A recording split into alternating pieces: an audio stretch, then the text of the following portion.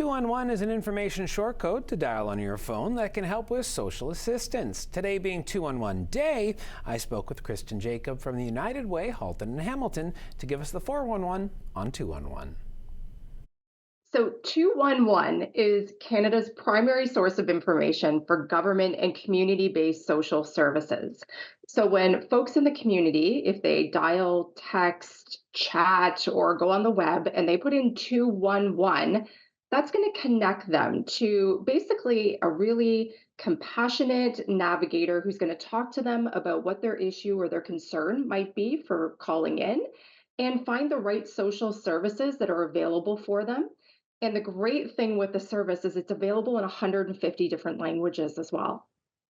That's great. Okay, so can you give me a bit of an example? Because I know, we've Mhm. heard a lot of police forces saying, hey, be careful when you call 911, only call it for particular opportunities. So let's make sure people are using it properly. Can you give me a Absolutely. situation that you would call 211 for? Absolutely. So we know that last year, over 7,000 residents in Halton and Hamilton did use the service. And of those calls, what we found was that there was, a bit of a trend on what we were seeing with a lot of the calls that were coming in. So the kind of top three, reasons why people were calling in, just as some examples to give you, one of the reasons is around housing, and we know that housing and housing affordability and supports around housing are, a really important issue in Halton and Hamilton right now. So what we found was that people were calling in for emergency services around having supports for housing when there was housing insecurity, housing services for potentially domestic or intimate partner violence was another example that we saw coming in to 211 around that area.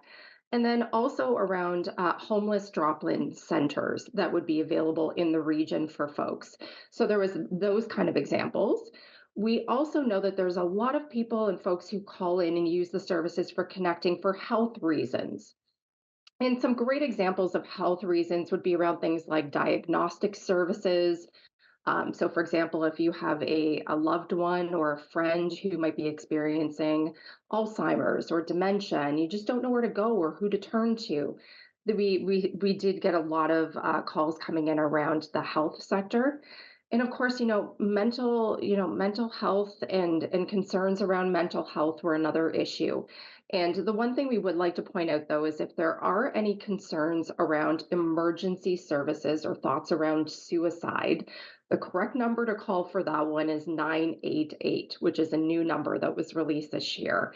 So if it's anything that's non-emergency related, you can dial 211. And as I said, you're going to get connected to that person who's going to talk it through with you, help you understand what those needs are, and then connect you to the right agencies, the right community programs, and get you the information that you need. Because let's face it, it's difficult to know sometimes where to go and who to turn to.